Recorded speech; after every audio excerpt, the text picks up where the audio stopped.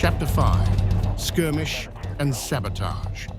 Part 1, Gollum Reforged. The repair base stank of scorched metal and coolant. Arc lamps hissed down from the rafters, casting long shadows across the golem's dented hull. Sparks flew as Saito and Lena crouched beneath its legs, welding new joints into place, their faces grim with focus. "Reinforce the knee actuators," Saito said, voice muffled through his respirator. Falk nearly sheared the right one off. "Already done," Lena replied, tapping her screen. Golem's systems blinked green in confirmation. "And I added the thermal dampeners you asked for. Won't be so easy to track an infrared next time." On the scaffold, Kessler ran diagnostics from the cockpit, watching the data scroll. Below, Amos leaned on a crate, bandaged arm, twitching with phantom pain. "This thing gonna hold?" he muttered. "It better," Kessler said, "or next time we won't be walking away." They'd stripped the golem to its core and rebuilt it stronger, meaner, less predictable. Falk had seen its limits. Now it had new ones. Hours dragged on. Sweat dripped from brows, tools clanged and whirred. Saito barked occasional orders, his tone sharper than usual. Lena noticed, but didn't comment. The air carried more than heat. It pulsed with urgency. "I ran a simulation," she said at last, showing Saito her datapad. "New torque settings on the arms. If we tune the limiters down another 10%, Golem might be able to rip through Falk's chest plate." Saito's eyes narrowed. "That risks servo burnout." "Not if we route excess current through the dorsal loop," he grunted, considering. "Do it." They worked into the night. By the time they finished, the golem loomed silently, its frame humming with quiet menace. Afterward, they sat in silence, drinking stale coffee. Lena kept her eyes on the machine. "I used to think these things were just weapons," she said. "But sometimes it feels like they're listening." "They are," Saito said, "in their own way." Part 2, A Map of Shadows. They were halfway through reheating stale rations when a low ping sounded from the comms desk. Saito frowned, wiped his hands on a rag, and answered. Static fizzled before a grainy image flickered into view. An officer's silhouette, backlit and grim.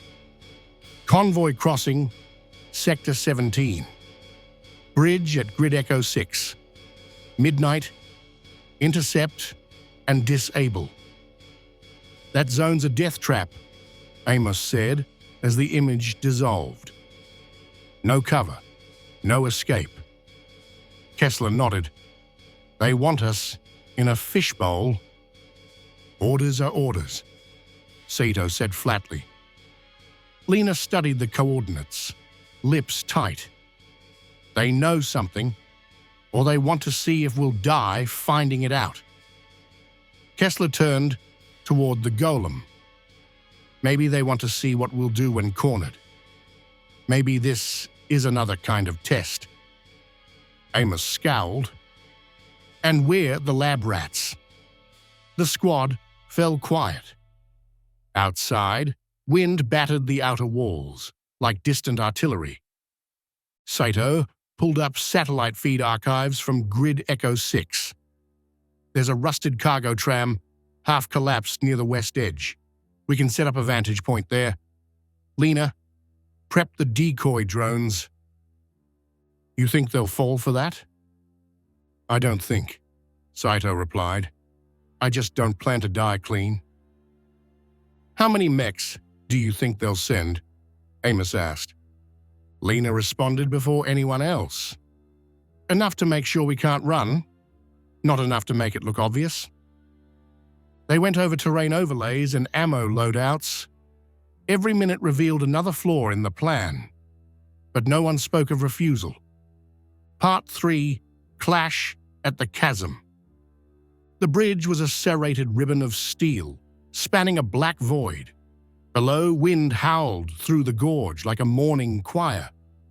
Gollum crouched low amid twisted rebar, scanners pulsing. The convoy appeared, a line of walkers and armor, just as predicted. "Now," Kessler whispered. Missiles screamed from the dark. Sirens blared. Chaos erupted. But something moved before the smoke cleared. A massive silhouette dropped from above, landing with seismic force. Falk. His mech, sharper and more angular now, launched straight at Gollum. The two titans collided in a fury of steel. Sparks burst as claws raked across plating. Gollum's newly reinforced joints groaned but held. It shoved Falk back with piston-powered legs. "You again," Falk growled over open channel. They traded blows like gods. Falk's speed was uncanny. Gollum fought with brutal economy, absorbing damage, returning twice as much. Falk went for the left knee again. This time, it didn't give. Gollum twisted, countered with a brutal hook to the side of Falk's mech, denting the armor inward like a crushed can. "Kessler," Saito said over comms, "he's reading your moves." "Let him." Gollum shifted stance, dropping into a lower crouch. When Falk lunged, Gollum sidestepped, grabbed the enemy's outstretched arm, and drove a steel elbow into the shoulder joint. Falk's mech recoiled with a sharp crack. The ground shook as they clashed again, blow for blow, steel on steel. Their movements grew more desperate. Each strike thundered across the canyon, echoing like war drums. Then, "Falk!" a voice cried. Female, soft, strained, cutting through static like silk through smoke. Falk froze, a fraction of a second too long. Gollum punched through his shoulder plate. Sparks and shrapnel exploded in the air. Part 4. A voice in the signal. They retreated under cover of dust and fire. The convoy lay in shambles. Falk's mech limped away, trailing sparks. Back at base, Saito replayed the audio. The female voice. "Annika." "Definitely not interference," he said. It piggybacked on Falk's broadcast. "That takes deliberate wiring. Someone installed that." Kessler stood silent, staring at the waveform on screen. The timing, the intonation. It wasn't a warning. It was personal. "She's trying to reach him," Lena said. "Or distract him." "Or both," Amos added. Kessler turned to the golem, resting in its bay like a dormant beast. "You ever hear anything when we fight?